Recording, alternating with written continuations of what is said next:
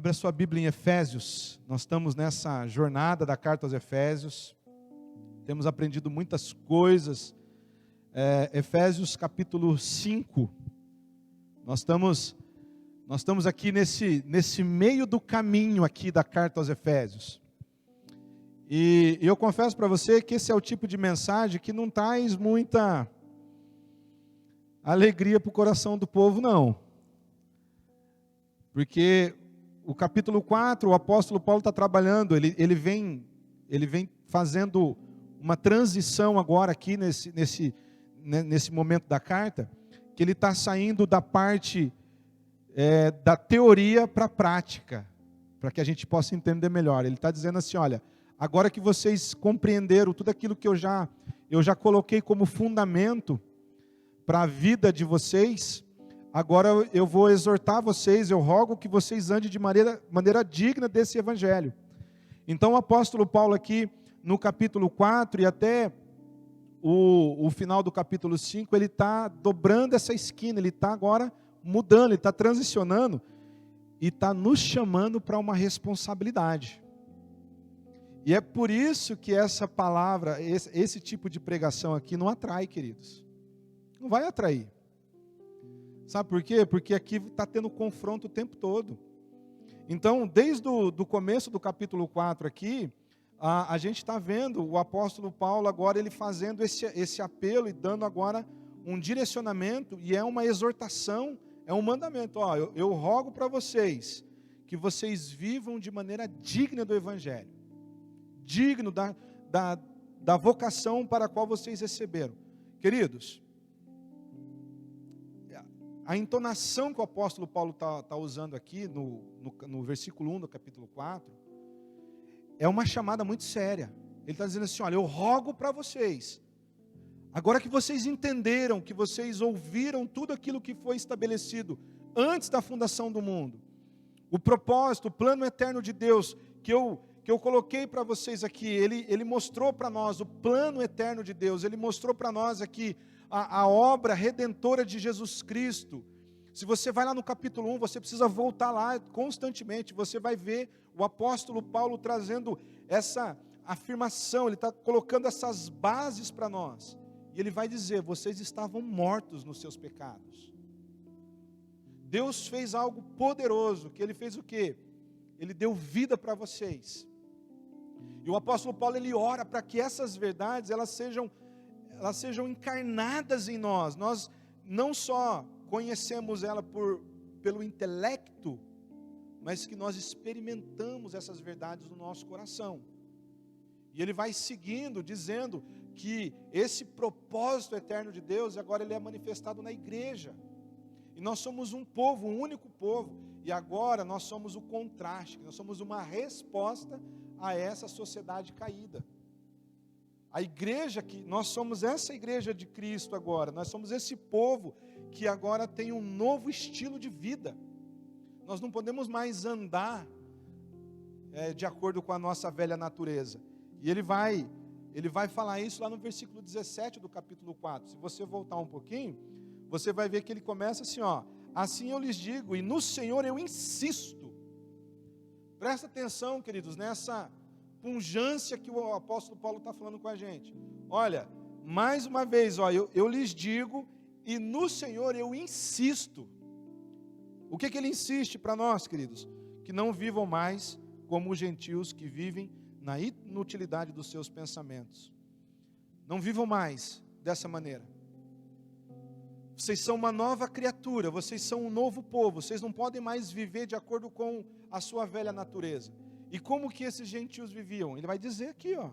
Eles viviam na inutilidade dos seus pensamentos, pensamentos vazios, pensamentos que estão sendo dominados pela sua vontade da sua carne. Eles estão obscurecidos no seu entendimento e separados da vida de Deus. Está aqui, ó. O pensamento está obscurecido. Aí, qual que é o resultado disso? Coração endurecido. E aí desemboca onde? Se entregaram às suas paixões. Então entregue. E ele vai ele vai dizer, olha, eles se entregaram a toda a depravação, no versículo 19 do capítulo 4. Eles estão entregues a toda a depravação, cometendo com avidez toda espécie de impureza. Perderam a linha, queridos. Estão só agora vivendo para satisfazer a sua própria carne. E aí nós aprendemos aqui que o ponto central é, quanto à maneira antiga de viver, vocês foram ensinados diferentes de Cristo, a Cristo. Vocês foram ensinados a se despir desse velho homem. Vocês foram ensinados agora a se revestir do novo homem. E isso é uma atividade diária. Sabe, é você o tempo todo deixando de lado aquela velha natureza, sabe, aquelas manias, aqueles costumes, aquela desculpinha, mas eu nasci assim. Não, você nasceu de novo.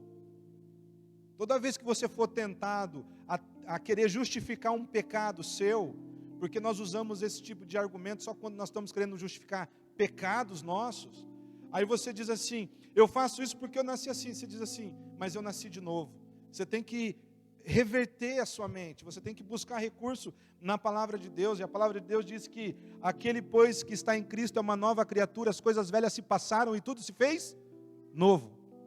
Então não dá espaço para nós ficar justificando o nosso pecado, dizendo, mas eu nasci assim. Então você não nasceu de novo, porque quando você nasce de novo, não é mais a sua velha natureza que te governa, agora você vive a vida do Espírito. E o fruto do Espírito aí você começa a falar: amor, alegria, paz, bondade, benignidade, fidelidade, mansidão, domínio próprio. Contra essas coisas não há lei. Aí você vai entendendo a transformação. E o apóstolo Paulo está dizendo, eu insisto que vocês agora não vivam mais como vocês viviam antigamente. Está vendo por que esse tipo de mensagem não é pregada nas igrejas? Porque nós estamos vivendo um evangelho misto, querido. Nós estamos vivendo um evangelho que tem muita coisa sendo permitida. E quando as pessoas são confrontadas de forma direta, aí eu vou sair da igreja. Aí é muito radical. Mas o texto bíblico é radical. O texto bíblico está dizendo, olha, não andem mais como vocês andavam, a velha natureza de vocês, não dê lugar ao diabo. Ele falou assim, abandone a mentira. E a gente está o tempo todo usando de alguns artifícios, querido, que estão tomando o lugar da mentira, mas faz parte do mesmo time, faz parte do mesmo grupo. Nós trocamos a mentira pela desculpa. E muitas vezes a desculpa ela é muito mais escrachada do que a mentira. E ele está dizendo, só que não é só para deixar, então parei de mentir. Não, agora você passe a falar a verdade. Passe agora a ser verdadeiro em tudo que você faz. E ele continua dizendo, aquele que roubava, não roube mais. Claro que tem tudo um contexto, querido, que o apóstolo Paulo, ele está falando para uma sociedade, para uma igreja lá em Éfeso, que era composta na sua maioria por escravos. E o escravo, ele não tem compromisso com nada, ele está ali, ele não tem nada. Então eles tinham essa prática de furtar pequenas coisas, de querer ter algo para ele. Então o apóstolo Paulo está dizendo assim, não, agora você trabalha, tenta fazer algo produtivo com as tuas mãos, mas tem um propósito, para que você possa ser útil também para os outros que estão precisando. É aí que nós aplicamos para nós hoje no nosso contexto. Nós estamos buscando recursos, mas o recurso acaba na gente. A gente quer acumular para nós. Sendo que o apóstolo Paulo, a Bíblia está nos ensinando que você tem que produzir, você tem que ser útil para socorrer o necessitado. E muitas vezes, querido, a gente não tem disposição para socorrer uma família. Talvez porque a gente nunca passou por situação de ter que ser socorrido. Somente quem já necessitou sabe a importância de uma ajuda. E o apóstolo Paulo, ele continua dizendo aqui, né, no capítulo 4, ele está dizendo assim, aí eu estava, você tem que trabalhar, produzir, né, aplicando para os nossos dias. Aí eu estava lembrando esses dias assim, que é necessário falar sobre isso. Talvez aqui no Japão, querido, a gente não tenha mais essa percepção, porque ninguém está em situação de crise assim extrema aqui no Japão do nosso lado. Mas eu evangelizava, eu fazia trabalho com com periferia no Brasil, e é o caos. Então, aquele povo que está lá na periferia, eles vão se convertendo. E qual que é a vida daquele povo, daqueles menores, daqueles adolescentes ali? Eles roubavam, né? Não trabalhava, ficava vivendo ali do jeito que eles queriam. E quando eles vêm para a igreja, eles vêm com tudo isso. Aí você tem que falar, tem que parar de roubar, hein? Aí você fala, não rouba mais não. Daí como é que você resolve o problema dele? Arruma um trabalho para ele. Nós vamos montar uma cooperativa aqui na igreja, vamos montar uma forma de você poder aprender a trabalhar. Aí eu lembro que, às vezes, chegavam os meninos chegavam assim, sabe aquela conversinha de ônibus? Gente, eu poderia estar roubando, matando, mas eu estou aqui pedindo uma ajuda. Não, você não deveria estar roubando nem matando. Você deveria estar trabalhando.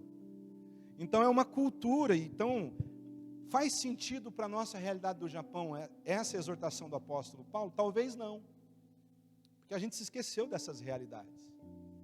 Mas, queridos, isso é real. E aí ele continua dizendo, olha, vocês têm que se tirar do meio de vocês gritaria, todo tipo de desavença do meio de vocês. Vocês precisam viver baseado em duas atitudes. Aí nós falamos sobre as duas atitudes que o cristão precisa constantemente desenvolver, que é a atitude de graça, misericórdia. O apóstolo Paulo vai dizer assim, vocês precisam perdoar uns aos outros como Cristo vos perdoou. Então o cristão que tem dificuldade com o perdão, que tem alguma coisa errada.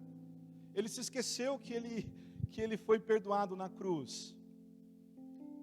E aqui, agora chegando no capítulo 5, o apóstolo Paulo, continuando o pensamento dele, ele vai chamar a gente para uma responsabilidade. Vocês agora precisam imitar a Deus. Acompanhe aqui no capítulo 5, versículo 1. Portanto, sejam imitadores de Deus como filhos amados, e vivam em amor como também Cristo nos amou e se entregou por nós, como oferta de sacrifício agradável a Deus. Nós somos chamados a imitar a Deus. Olha só. Aí vem uma pergunta, mas como que pode nós, pecadores, fracos, limitados, como que pode? Como que a gente vai poder imitar a Deus? Como que nós podemos fazer isso? Porque daí você se lembra da palavra de Deus, você se lembra do texto de Isaías, que Isaías, quando ele teve a visão do trono de Deus, ele ficou espantado. Ele fala, no dia da morte do rei Uzias, eu vi o Senhor sentado num alto e sublime trono, e as suas vestes enchiam todo o templo. Ele contemplou a majestade de Deus, e ele ficou espantado com aquilo. Só que pior do que isso, porque o espanto da majestade de Deus talvez tenha causado em Isaías a contemplação. Uau! Porque quando ele fala das vestes, querido, que enchia todo o templo, dentro do contexto do profeta, os reis, quanto mais ele tinha suas vestes alongadas, mais ele exaltava a sua majestade. E quando ele contempla o trono, ele vê que as vestes tomavam todo o templo. Ele fala, quem se compara a esse Deus? Mas mais do que isso, ele contempla a santidade de Deus. E ele vê os serafins ministrando diante do trono de Deus, e eles cobrem com duas asas o seu rosto, com duas asas cobrem os seus pés, e eles declaram, santo, santo, santo, é o Senhor dos exércitos. Aí vem o espanto, aí vem ele caiu e disse, ai de mim, não, eu não posso, ai de mim, que sou pecador e vivo no meio de um povo de impuros lábios, eu vi, e ele não se sente digno, querido. E aí o apóstolo Paulo, sejam imitadores de Deus. Como imitar a este Deus? Lembra de João? Estava na ilha de Patmos, e aí ele foi levado pelo Espírito, ele viu, e quando ele viu assim, a glória de Jesus, ele viu toda aquela manifestação da glória de Jesus, ele contemplou os olhos como chama de fogo. O que aconteceu com ele? Caiu como morto. E o apóstolo Paulo fala, vocês agora precisam imitar a Deus. Só que o texto responde, queridos, não é imitar a Deus no seu poder, não é imitar a Deus na sua grandeza. O apóstolo Paulo está dizendo para nós aqui, vivam em amor. Vivam em amor. Sejam imitadores de Deus e vivam como filhos amados. A responsabilidade desse versículo está aqui. Nós temos que ser imitadores de Deus, mas a responsabilidade é porque nós somos filhos amados. Qual filho que não se sente amado pelo seu pai, ele não fica imitando o pai? Quem teve filho aqui, quem tem filho aqui, se lembra do filho pequenininho, né, que ficava querendo usar nossas roupas, você falava de um jeito, ele fazia também. Eu me divirto na internet quando eu vejo as mães conversando com as menininhas, né, pequenininhas. Aí você vê aquele diálogo assim, né? Mas mulher, o que você está fazendo? Aí a menininha parece um adulto falando, ela está imitando alguém, está imitando o pai, está imitando a mãe. E como filhos amados de Deus, nós devemos imitar a Deus. E imitar a Deus é viver em amor. O amor precisa permear a nossa vida. E só que esse amor tem um parâmetro, é um amor que não espera nada em troca. Porque o amor de Deus, quando você vai refletir sobre o amor de Deus foi revelado na cruz. E a cruz é um ato de entrega de Deus. Ele entregou o seu filho por amor. Então quando você ama, querendo amar como Deus nos ama, você vai se entregar. Aí se você não tem mais, aí você é curado, entendeu? Das suas carências, de você querer fazer para receber, de você querer dar para ter, ou então, tipo assim, o amor já não é uma moeda de troca. Agora você já é rico, você já dá e não quer mais saber. Estou dando aqui. E está vindo mais amor, porque você está conectado a essa fonte do verdadeiro amor. E o apóstolo Paulo, ele, trazendo essa reflexão para nós, ele continua, porque o capítulo 4 está tratando de duas coisas. Da unidade da igreja, ele falou isso no primeiro momento do capítulo 4. E ele continua falando agora sobre a pureza da igreja. Ele já falou disso. Só que agora ele vai ser mais incisivo. Acompanha comigo aí o versículo 3. Porque depois que ele chama nós a imitarmos a Deus no seu amor, sejam imitadores de Deus, né, andando em amor, agora ele vai dizer para que nós devemos imitar a Deus em sua santidade. Aí ele vai dizer assim, olha, entre vocês não deve haver nem sequer menção de imoralidade sexual, como também de nenhuma espécie de impureza e de cobiça, pois essas coisas não são próprias para os santos. Aqui, queridos, responde muita coisa que a gente, sabe aquele lance do, pode, não pode, não pode. Aí os pastores, tem muitos pastores que eles se tornam conselheiros sexuais. Fica na internet o tempo todo respondendo, pode isso, pode aquilo, pode aquele outro. Sabe? Tentando desvendar a cabeça do povo, sendo que o apóstolo Paulo está dizendo assim, olha, imoralidade, querido, não deve nem ser comentada no meio de vocês.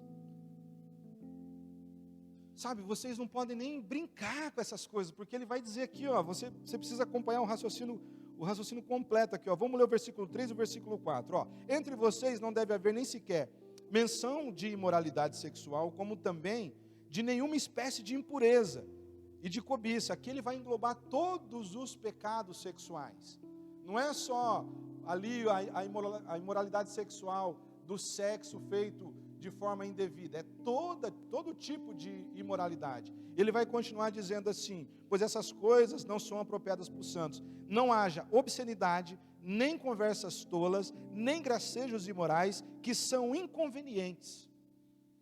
A pureza da igreja está, querido, em você entender os limites das coisas. Ou seja, se a imoralidade nem sequer deve ser falada no nosso meio, nem por gracinha. Sabe aquele crente malandrão, que ele sempre está falando e deixando uma coisa no ar? Para com isso. Ele diz, não faça gracejo com essas coisas, porque isso pode despertar no meio da igreja a impureza. Então se ele está dizendo, nem comente, nem fale sobre isso, há uma radicalidade aqui no comportamento do crente. Quem dirá praticar essas coisas? Aí, jovens, adolescentes, responde para você que existe o tempo certo para todas as coisas. Aí você tem que se agarrar no Senhor e pedir graça de Deus para que você possa suportar os momentos. Aí nós estamos vendo uma igreja abrindo concessão, o tempo todo abrindo concessão. Mas é que o jovem, mas não, a Bíblia diz não. A sexualidade do cristão é algo puro para ser mantido e preservado até o casamento e ser celebrado ali nos laços do matrimônio de forma pura. Mas eu posso, agrada o Senhor?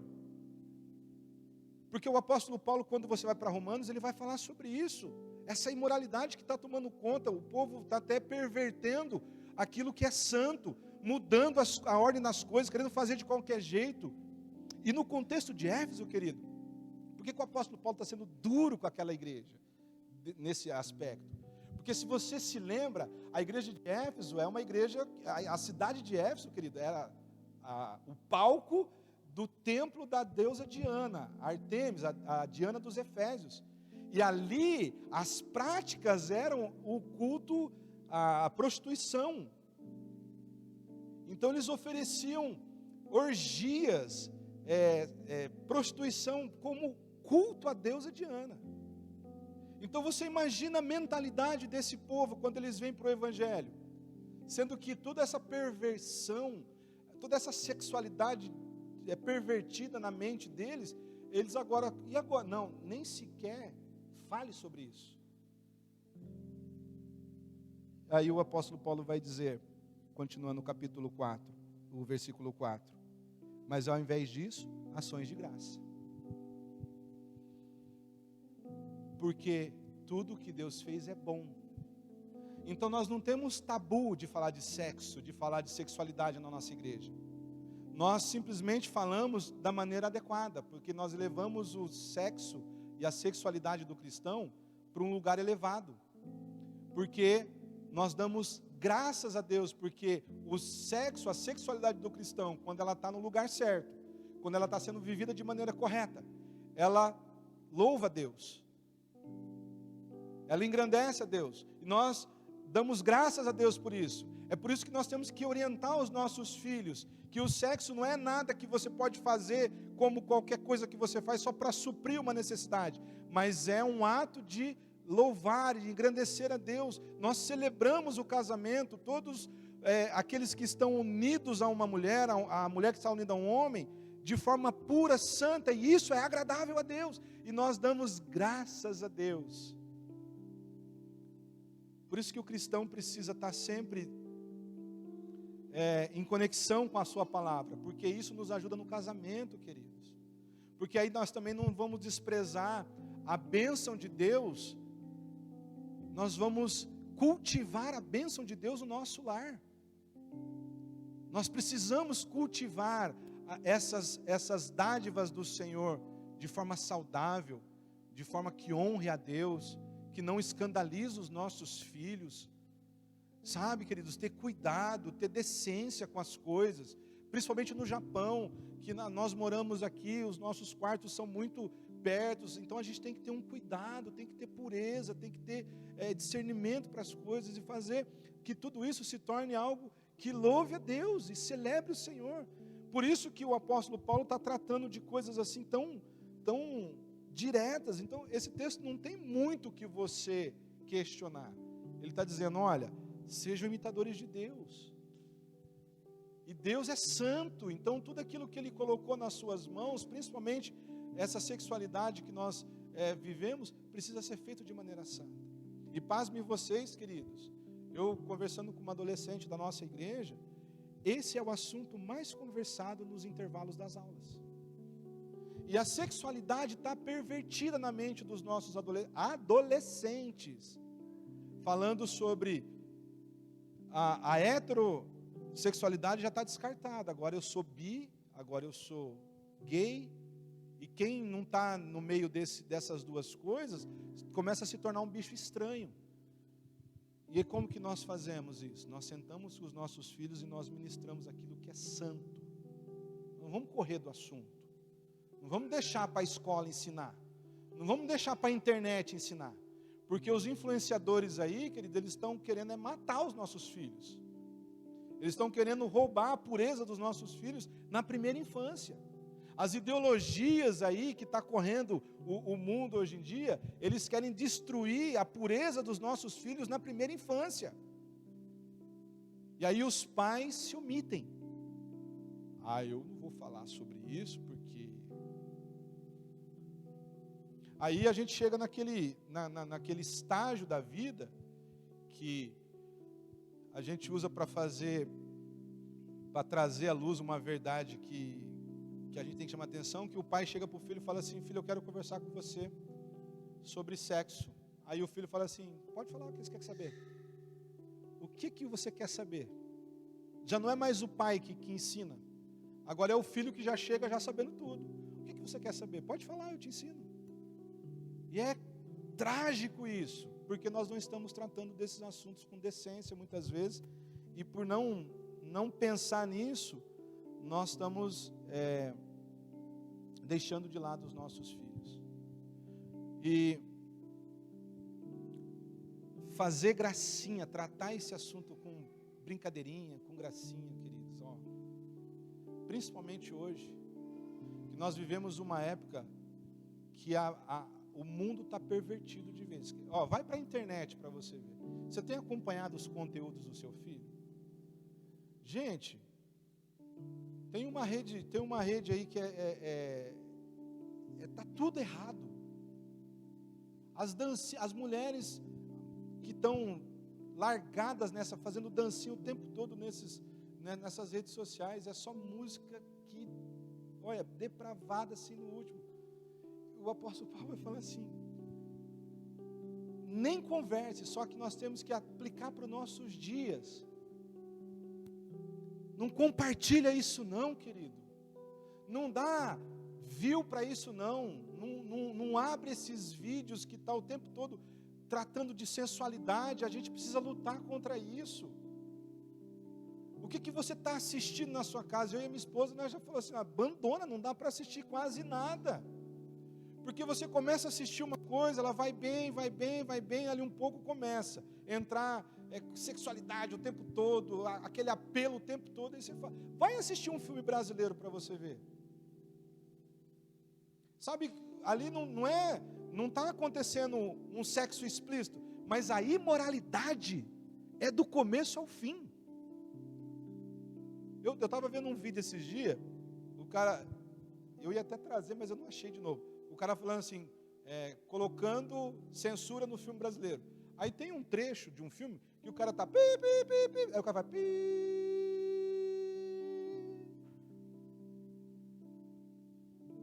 Só palavrão. É o tempo todo só palavrão. E as músicas? Tem um documentário do Brasil Paralelo chamado A Primeira Arte. Faz um resgate da música. Desde quando começou essa ideia de música, tudo, a construção da música. E a pergunta que está sendo respondida ali é: para onde a música está nos levando? O inferno. Aí o crente fica: eu posso ouvir música secular? Mas quando fala desse assunto, ele não está perguntando se ele pode ouvir um clássico. Eu posso ouvir Beethoven? Posso ouvir um poema musicalizado? Não, ele está assim, ele está querendo participar de algumas coisas que ele sabe que não pode, mas ele fica. Porque se a gente for prestar atenção, tem pouco conteúdo para cristão. Mas aqui tem muito conteúdo para cristão. Aqui tem bastante conteúdo para você. Aqui tem bastante conteúdo para nós. Aqui tem música para a gente cantar. Aqui tem histórias lindas para a gente nos deleitar. Esses dias o irmão estava pregando aqui na Academia da Palavra, ele falou que ele estava lendo e rindo, porque o povo estava lá apanhando, sofrendo, aí depois o povo começa a dar graças a Deus, porque sofreu. Daí eu estava pensando, é um filme, né, que você começa a entrar na Palavra de Deus, você fala assim, como que esse povo pode viver desse jeito?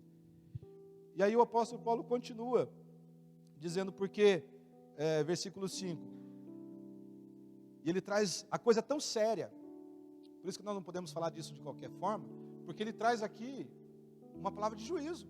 Olha no versículo 5. Porque vocês podem estar certos disso, nenhum imoral ou impuro ou ganancioso que é idólatra tem herança no reino de Cristo e de Deus.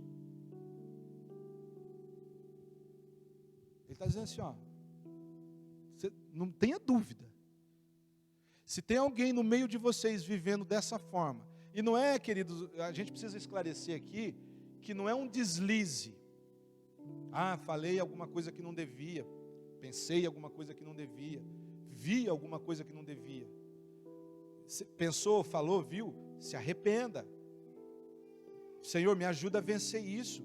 Você está com alguma questão, está lutando com algum pecado sexual, alguma coisa que está afrontando você o tempo todo? Procura ajuda. Busca socorro. O apóstolo Paulo está dizendo assim, aqueles que já estão vivendo dessa forma assim, descaradamente, já está entregue a esse tipo de coisa, vem para a igreja, querido, mas lá fora está aqui, ó, nas rodas, está sentado na roda dos escarnecedores, está lá compartilhando de piada, está mandando no zap dos outros, e olha isso aqui, e já nem se esquenta mais a cabeça, não está nem aí, e quando é pego, vai falar, você é um fanático, não é assim não. O apóstolo Paulo está dizendo assim, olha, vocês têm que ter uma certeza, fique certo disso, que esse tipo de comportamento, quando ele se torna uma realidade, está entregue a isso, nenhum desses imorais vão herdar, não tem herança no reino. Ou seja, querido, não nasceu de novo. Porque a herança do reino de Deus e de Cristo é para aqueles que nasceram de novo.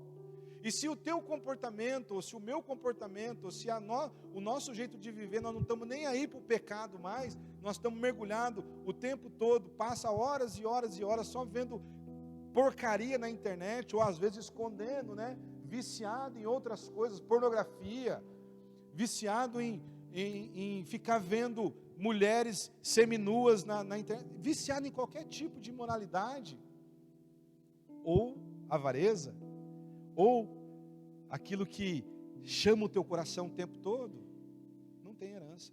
Ou seja, não nasceu de novo. Essa é a palavra de juízo, por isso nós temos que, é aquela coisa, o tempo todo está fazendo uma reflexão sobre a nossa vida, o tempo todo refletindo sobre a nossa caminhada, porque se nós vivemos,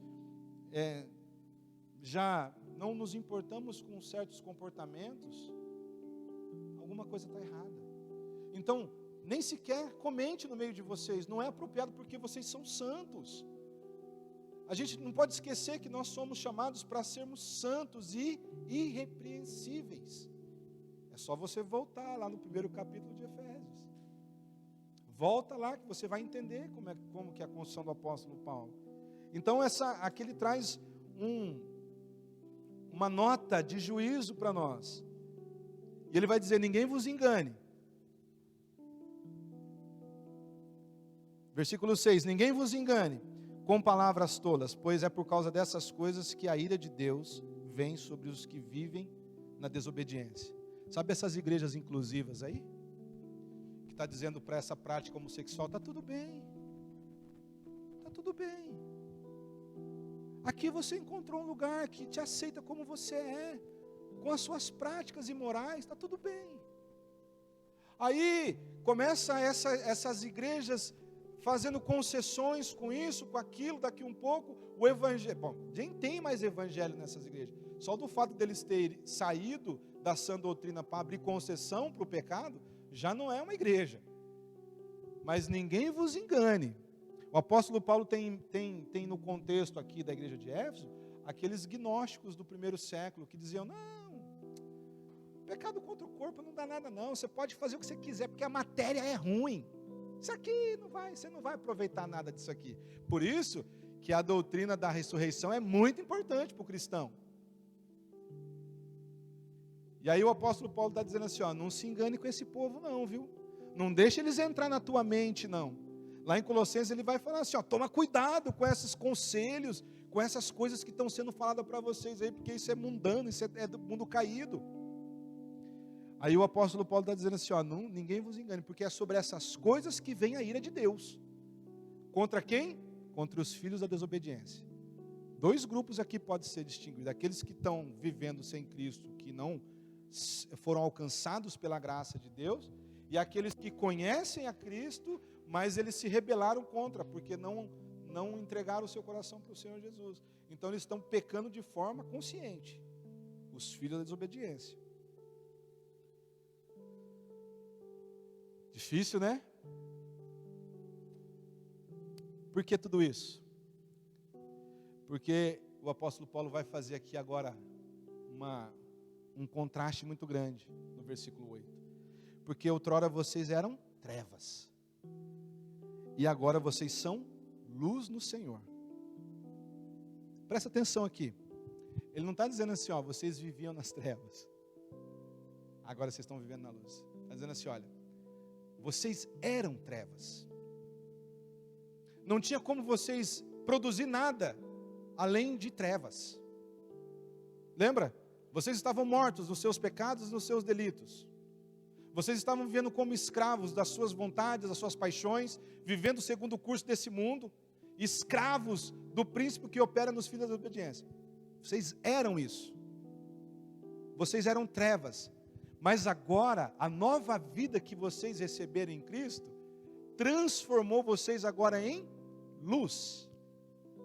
E qual que é a consequência disso? O texto continua dizendo: vivam como filhos da luz. Então, se você era trevas, você vivia como filho das trevas. Agora você é luz, viva como os filhos da luz. E ele vai dizer: produzam vivam como filho da luz, pois o fruto da luz consiste em toda bondade, justiça e verdade.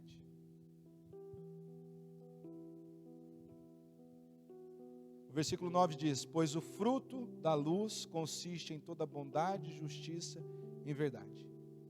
Aprendam a discernir, ele continua o texto aqui no versículo 10. Aprendam a discernir o que é agradável ao Senhor. Não participem das obras infrutíferas das trevas, antes exponha-nas à luz, porque aquilo que eles fazem em oculto, até mesmo mencionar é vergonhoso, mas tudo que é exposto à luz torna-se visível, pois a luz torna visível todas as coisas. Por isso é o que foi dito. Duas coisas para você levar para sua casa desse texto que nós lemos hoje. Aquilo que você deve, como cristão, eu e você, nós devemos evitar de forma radical. Nós temos que nos esforçar para que a nossa saúde comunitária seja pura. Então, temos que nos esforçar a isso. E a segunda coisa que esse texto nos ajuda a entender e nos orienta, é que tem coisas que nós devemos denunciar. Nós devemos expor à luz. Não podemos participar dessas coisas. Porque essas coisas é feito lá no escuro, lá nas trevas, e aquilo, até de você falar da vergonha. Mas quando você senta e você se torna conivente com isso, você está participando daquele pecado. Então o apóstolo Paulo está dizendo assim, olha, não participem das obras infrutíferas das trevas.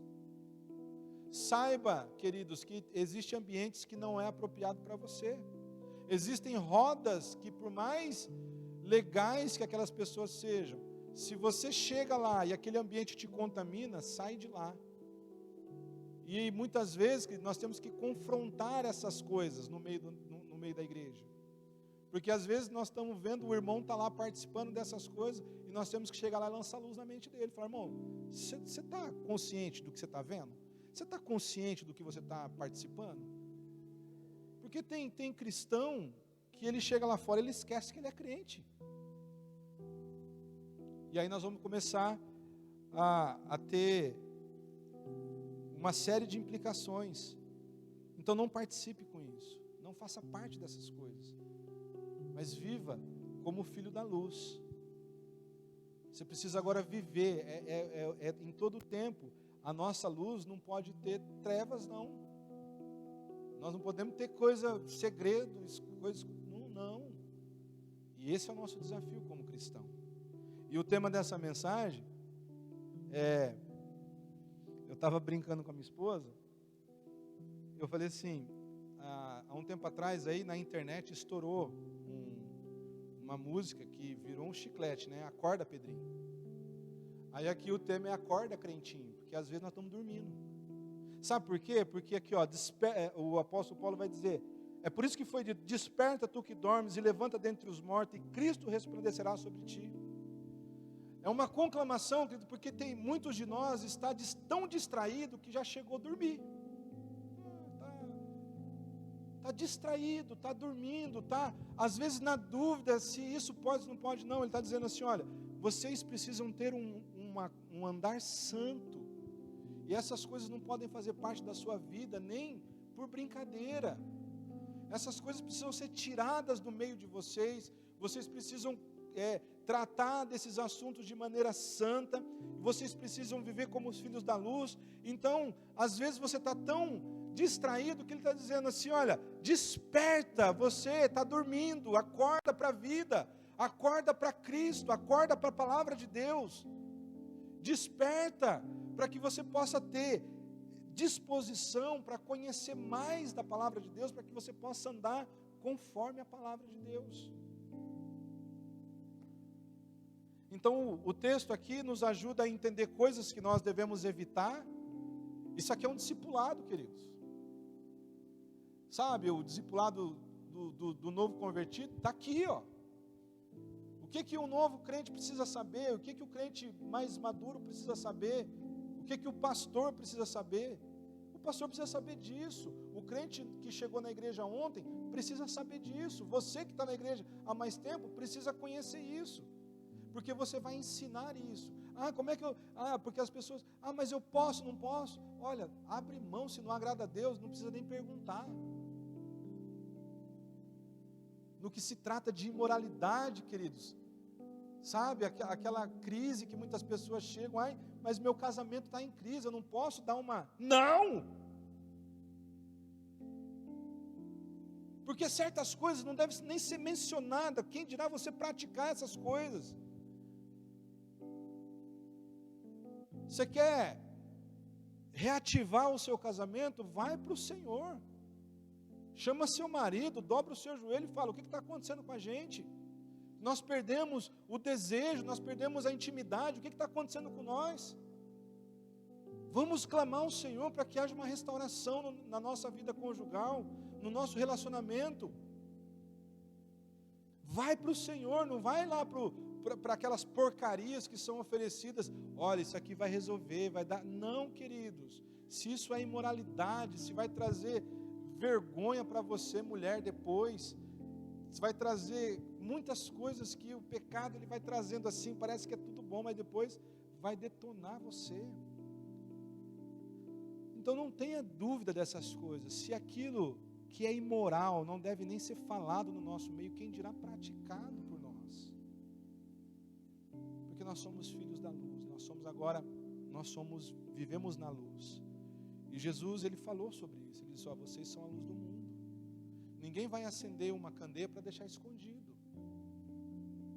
Mas nós precisamos viver com essa intensidade que essa palavra diz. E o Evangelho, ele é completo, querido. Ele trata tanto das nossas carências, quanto ele trata das nossas fraquezas. E aqui está uma palavra de exortação para nós. Nós aprendemos com esse texto aquilo que nós devemos evitar. Nós aprendemos com esse texto aquilo que nós devemos denunciar, trazer às claras, não participar. E nós vamos aprender na sequência aquilo que nós devemos praticar. Porque depois ele vai falar da vida em comunidade, como é viver em comunidade, como é ser cheio do Espírito de Deus. Você evita as práticas que vão trazer morte, você denuncia aquelas coisas que são morte, e depois você pratica aquelas coisas que trazem vida. E o apóstolo Paulo vai trabalhar sobre isso. E a gente vai falar sobre essa prática de viver em comunidade na próxima semana. Ser cheio do Espírito Santo. Uma comunidade que celebra a Deus, que anda com cânticos de alegria, e não perde tempo com essas porcarias que muitas vezes está trazendo prejuízo para nós.